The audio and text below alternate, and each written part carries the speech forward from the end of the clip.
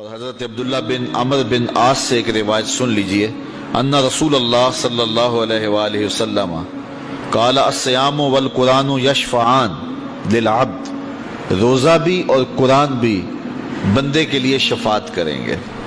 قیامت کا دن ہوگا تو یہ سفارشی بن جائیں گے، باقاعدہ شکل دی جائے گی، صورت دی جائے گی، اور یہ سفارش کریں گے۔ یقول الصیام، اے رب، روزہ کہے گا، اے میرے رب، انی منعتہ الطعام والشہوات بالنہار فشفینی فیہ، ہے اللہ میں نے اس بندے کو روکا شہوات سے اور کھانے سے اور پینے سے تیری رضا کے لیے، تو میرے مالک میری شفاعت اس کے حق میں قبول فرما۔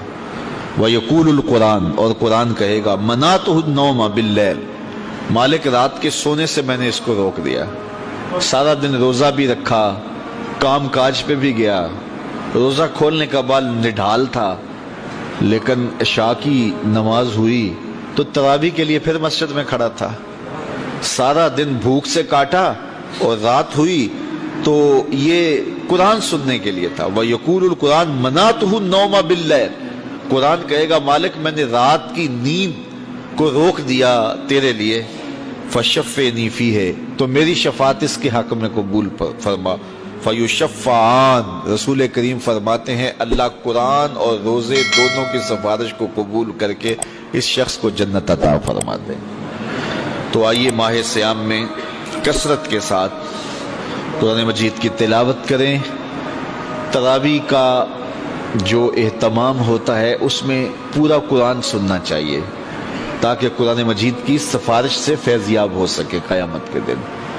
تو یہ درمیان میں چھوڑ کے کوئی 8 پہ بھاگ گیا، کوئی 10 پہ بھاگ گیا، کوئی 4 پہ بھاگ گیا، اس کلچر کو ختم کریں اور 20 تراویح جماعت کے ساتھ پڑھیں، پورا قرآن مجید سننے کا موقع نصیب ہو۔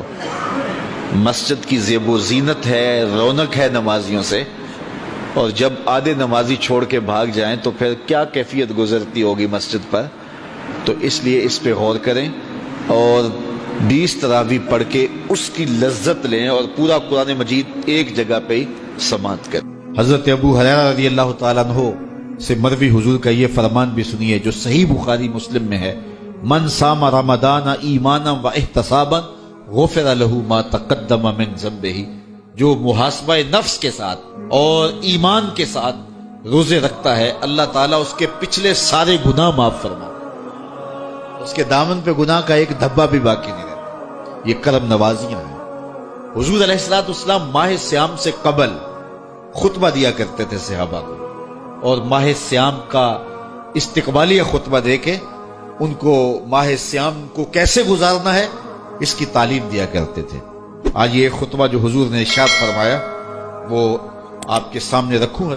حضور نے ارشاد فرمایا، لوگو تمہارے اوپر ایک مہینہ جلوہ فراز ہو رہا ہے جو بہت بڑا مہینہ ہے، بڑا عظیم مہینہ ہے، جو مبارک مہینہ ہے، وہ ایسا مہینہ ہے جس کے دامن میں ایک رات ایسی ہے جو 1000 مہینے سے بہتر ہے۔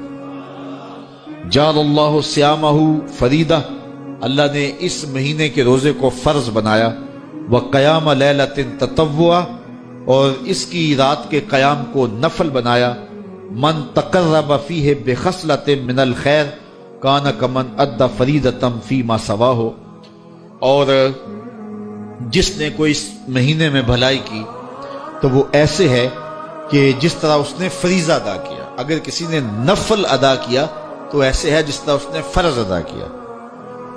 ومن ادى فریدۃ فیہ کان کمن ادى 70 فریدۃ فیما سواہ، اور جس نے اس مہینے میں ایک فرض ادا کیا اللہ تعالیٰ اس کو 70 فرضوں کا ثواب عطا، وہ ایسا ہے جس طرح اس نے 70 فرائض عطا کیے۔ وہو شہر الصبر، وہ صبر کا مہینہ ہے۔ والصبر ثوابہ الجنہ، اور صبر کا ثواب جنت ہے۔ وشہر المواسات، ایک دوسرے سے پیار کرنے کا، ہمدردی کرنے کا مہینہ ہے، دکھ بانٹنے کا مہینہ ہے، لوگوں سے محبت کرنے کا مہینہ ہے۔ وشہر یزاد فیہ رزق المومن، یہ وہ بابرکت مہینہ ہے جس میں مومن کا رزق بڑھا دیا جاتا ہے۔ من فطر فیہ صائمہ، جس نے اس مہینے کے اندر افطار کروایا کسی شخص کو، روزہ دار کو، کان لہ مغفرۃ لذنوبہ، اللہ تعالیٰ اس کے گناہ معاف فرما دے گا۔ اور اس کو جہنم کی آگ سے آزاد کر دے گا۔ وَكَانَ لَهُ مِثْلُ أَجْرِهِ، اور روزہ رکھنے والے کو جتنا اجر ملا روزہ افطار کروانے والے کو بھی اتنا ہی اجر دیا جائے گا۔ من غیر ان ينتقص من اجرہ شیئا، روزہ رکھنے والے کے اجر میں کسی کمی کے بغیر اس کے اجر میں بھی کوئی کمی نہیں ہوگی، اور روزہ افطار کرانے والوں کو بھی پورا پورا اجر دے دیا جائے گا۔ قلنا یا رسول اللہ صلی اللہ علیہ وسلم، صحابہ فرماتے ہیں ہم نے عرض کی اے اللہ کے پیارے حبیب، لیسا کلنا ناجد ما نفطر بہ الصائم، ہم میں سے سارے تو ایسے نہیں ہیں کہ جو روزہ دار کو روزہ افطار کروا سکے، غریب لوگ بھی ہیں، مسکین لوگ بھی ہیں، تو سارے لوگ تو ایسے نہیں ہیں۔ تو حضور نے کیا ارشاد فرمایا، سنیے، فقال رسول اللہ صلی اللہ علیہ وسلم یؤتی اللہ ھذا الثواب، اللہ تعالیٰ یہ روزہ افطار کروانے کا ثواب عطا کرتا ہے، من فطر صائما، جو کسی کو افطار کروائے، علی مذقۃ لبن، دودھ کے ایک گھونٹ سے، او تمرۃ، یا ایک کھجور سے، او شربۃ من ماء، یا پانی کے ایک گھونٹ سے۔